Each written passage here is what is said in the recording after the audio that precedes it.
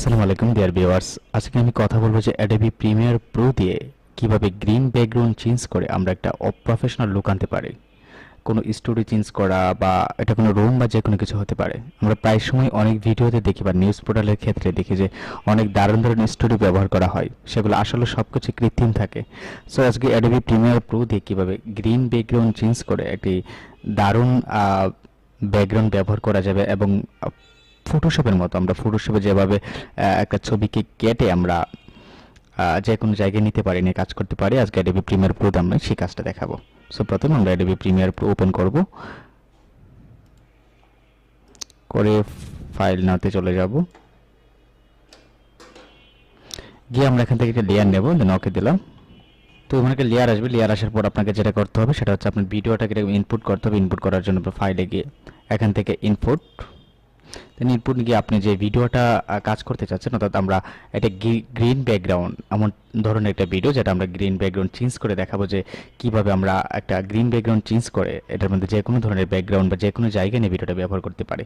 তো সেই জন্য ফাইল দিকে আমি ইনপুটে ঢুকে আমি ভিডিওটা সিলেক্ট করে নিলাম। তো ভিডিওটা এখানে ইনপুট হয়ে গেল, দেখতে পাচ্ছেন এখানে গিয়ে প্রজেক্টের যদি আমি ঢুকি তাহলে আমি ভিডিওটা দেখতে পাচ্ছি যে প্রজেক্ট ফাইলে ঢোকার সাথে সাথে এখানে প্রজেক্টে যাওয়ার সাথে সাথে দেখেন ভিডিওটা দেখতে পাচ্ছি। তাছাড়া আপনি অন্য নিয়ম আনতে পারেন, ডিলিট করে দিলাম। তাছাড়া অন্য নিয়ম যেটা আমরা করতে পারি সেটা হচ্ছে মিনিমাইজ করে আমরা অন্য ফটোশপের মতো অন্যান্য সফটওয়্যারের মতোই আমরা ভিডিওটা ড্র্যাগ করে নিয়ে টেনে জাস্ট এখানে ছেড়ে দেব। তো ভিডিওটা আসার পরে ভিডিওটাকে আমরা কীভাবে ব্যাকগ্রাউন্ড চেঞ্জ করবো সেটা দেখাচ্ছি। সো সেটা দেখার জন্য আমি ভিডিওকে টান দিয়ে অ্যাডোবি প্রিমিয়ারের ভিডিও টাইমলাইনে রেখে দিলাম। রেখে দেওয়ার পর আপনারা দেখতে পাচ্ছেন যে ভিডিওটা পুরোটি গ্রিন ব্যাকগ্রাউন্ড, অর্থাৎ এটা পিছনটা গ্রিন। সো গ্রিন ব্যাকগ্রাউন্ড যদি হয় আপনার ভিডিওর ক্ষেত্রে আপনি খুব সুন্দরভাবে আপনি ব্যাকগ্রাউন্ড চেঞ্জ করতে পারবেন। তো তার জন্য প্রথমে আমি যেটা করছি এখান থেকে দেখেন ওপাসিটিতে চলে গেলাম, গিয়ে এখানে দেখেন প্যান টুল। ফটোশপের মধ্যে আমরা এরকম একটা প্যান টুল ব্যবহার করি যার জন্য আমরা আমাদের ছবি বা যে কোনো সাবজেক্টকে কেটে এক স্থান থেকে অন্য স্থানে নিতে পারি। তো এটার জন্য প্যান টুলটা আমি নিয়ে নিলাম, নিয়ে এখান থেকে জাস্ট আমি ট্র্যাক করে দিলাম, আমি এতটুক এবং এতটুক সিলেক্ট করলাম। দেখতে পাচ্ছেন একদম সুন্দরভাবে যতটুকু সিলেক্ট করেছি এটা সুন্দরভাবে কেটে গেছে। তো কেটে যাওয়ার পর আমরা যে কাজটা করতে হবে সেটা আমাদেরকে এখানে এফেক্টসে যেতে হবে। দেখতে পাচ্ছেন ইফেক্টস, এখানে ইফেক্টসে যাওয়ার পর এখানে চার্জ অপশন আছে, এখানে লিখতে হবে আমাদেরকে আলট্রা কি। দেখতে পাচ্ছেন নিচে আলট্রা কি নামের একটা এফেক্টস আছে। সো এফেক্টসটাকে আমি ট্রেনে নিয়ে আমার ভিডিওর উপরে ছেড়ে দিলাম। দেওয়ার পরে দেখতে পাচ্ছেন উপরে এফেক্টস অপশনে একটা লেয়ার আসছে এখানে। তো লেয়ারটা আসার পর এখানে দেখেন এই যে আলট্রা কি নামে একটা অপশন আছে, এখানে একটা ব্রাশ টুল আমরা দেখতে পাচ্ছি। তো ব্রাশ টুলের মাধ্যমে আমি আমার জাস্ট যে ব্যাকগ্রাউন্ডটা যে কালারটা আমি ডিলিট করতে চাই, যে কালারটা চেঞ্জ করে আমি নতুন একটা কালার দেবো বা ব্যাকগ্রাউন্ডটা ফেলে দিতে চাচ্ছি, সেই জন্য আমি ব্রাশ টুলটা দিয়ে এখানে গ্রিন ব্যাকগ্রাউন্ডে ট্যাপ করলাম। করার সাথে সাথে দেখতে পাচ্ছেন গ্রিন ব্যাকগ্রাউন্ডটা কেটে গেছে এবং হালকা একটু বোঝা যাচ্ছে। সো এটাকে সম্পূর্ণভাবে ফিনিশিং এবং একদম রিয়েলিটি বাস্তব রূপ দেওয়ার জন্য আমাদের যেটা করতে হবে, এখানে দেখতে পাচ্ছেন চারটা অপশন আছে। সো আমি প্রথমে এটা চলে গেলাম, যাওয়ার পর এখান থেকে দেখেন নিচের এটাকে আমি 10% আছে, এটাকে আমি 100 করে দিলাম।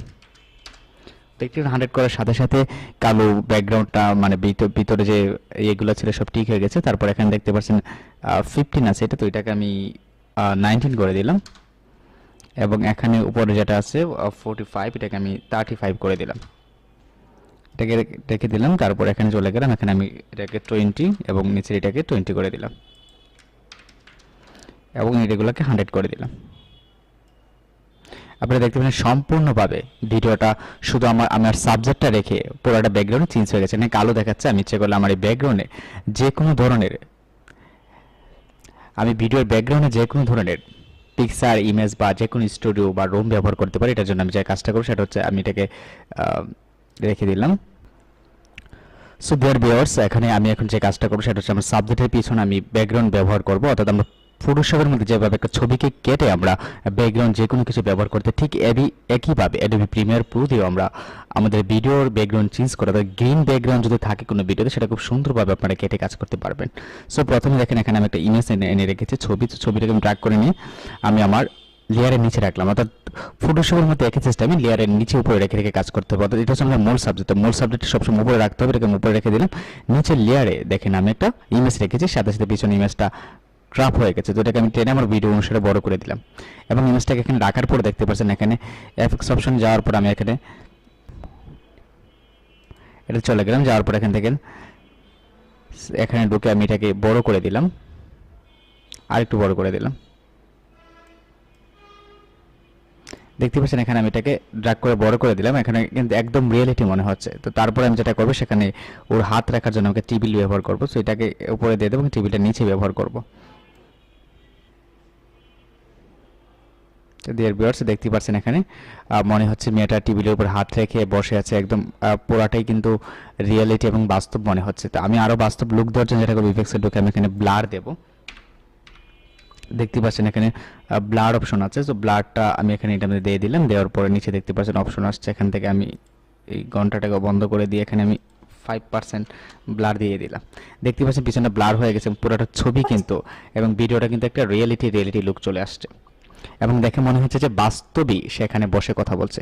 সো ডিয়ার ভিউয়ার্স, এভাবে আপনারা ইচ্ছে করলে যে কোনো গ্রিন ব্যাকগ্রাউন্ড ভিডিওকে আপনারা শুধু এই জায়গায় আপনারা আপনাদের রুচি মতো যে কোনো ব্যাকগ্রাউন্ড ব্যবহার করে একদম বাস্তব লুক নিয়ে আসতে পারেন। এর প্রিমিয়ার প্রো দিয়ে খুব ইজিলি এবং খুব সুন্দর করে একটা প্রফেশনাল ভিডিও আপনারা এবার বানাতে পারেন। এবং তারপর আপনাকে বেসিক কালার কালেকশন করতে পারেন। সেটা হচ্ছে আপনি আপনার ভিডিও লেয়ারটাকে, প্রথম লেয়ারটাকে সিলেক্ট করে এখানে বেসিক কালার কালেকশন চলে যাবেন। যাওয়ার পর এখান থেকে দেখছেন ব্ল্যাকটা আমি একটু কমিয়ে দিলাম, এটাকে ওয়ার্ডটা একটু বাড়িয়ে দিলাম, এটাকে একটু বাড়িয়ে দিলাম, এটাকে একটু বাড়িয়ে দিলাম। দেখতে পাচ্ছেন, এবার দেখতে পাচ্ছেন একদম প্রফেশনাল লুক হয়ে গেছে। তো ব্যাকগ্রাউন্ডের সাথে ভিডিওর কালারটা হুবহু মিসিং হয়ে গেছে। সে সব কিছু শেষে যদি আপনার এমন হয়ে যায়, তারপর রেন্ডার করবেন। রেন্ডার করার জন্য আপনাকে ফাইলে যেতে হবে, ফাইলে যাওয়ার পর এক্সপোর্টের থেকে মিডিয়া।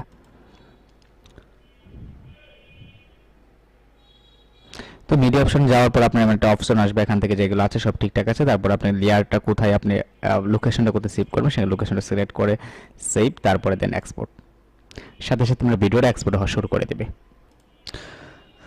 সো ডিয়ার ভিউয়ার্স, এইভাবে ইচ্ছে করলে আপনারা অ্যাডোবি প্রিমিয়ার প্রো দিয়ে একটি প্রফেশনালভাবে একটি ভিডিও তৈরি করতে পারেন। এবং আপনারা অনেকেই নিউজ পোর্টালে যেভাবে ব্যাকগ্রাউন্ড চেঞ্জ করা হবে, নিউজ পোর্টালের স্টুডিও চেঞ্জ করা হয়, এইভাবে কাজ করতে পারেন। তবে সবচেয়ে বড় বিষয় হচ্ছে, সেটা হচ্ছে আপনাকে অবশ্যই ভিডিওর ক্ষেত্রে গ্রিন ব্যাকগ্রাউন্ড ব্যবহার করতে হবে। কারণ গ্রিন ব্যাকগ্রাউন্ড ছাড়া আপনি ভিডিওর ক্ষেত্রে যদি চেঞ্জ করতে যান, তাহলে সেটা আপনার প্রবলেমের কারণ হয়ে দাঁড়াবে। এবং অ্যাডোবি প্রিমিয়ার প্রোর ক্ষেত্রে আপনার যে কোনো সমস্যা এবং কিছু জানতে চাইলে আপনি অবশ্যই আমাকে ইনবক্সে নক করতে পারেন বা আমার ফেসবুক আইডিতে আসতে পারেন। এবং তাছাড়া আপনি এই সফটওয়্যারটা ডাউনলোড করার জন্য ভিডিও ডিসক্রিপশনে সফটওয়্যার ডাউনলোড লিঙ্ক দিয়ে রাখবো। এবং আগামী পর্বে আমি আপনাদেরকে দেখাবো অ্যাডোবি প্রিমিয়ার প্রোতে কীভাবে আপনারা বেসিক্যালি নর্মালভাবে একটি মিউজিক ভিডিও এডিট করতে পারেন এবং কালার কন্ডিশন থেকে শুরু করে মোটামুটি এফএক্সের কাজ দেখাবো। সো এতক্ষণ সবাই ভালো থাকুন, সুস্থ থাকুন এবং আল্লাহ হাফেজ।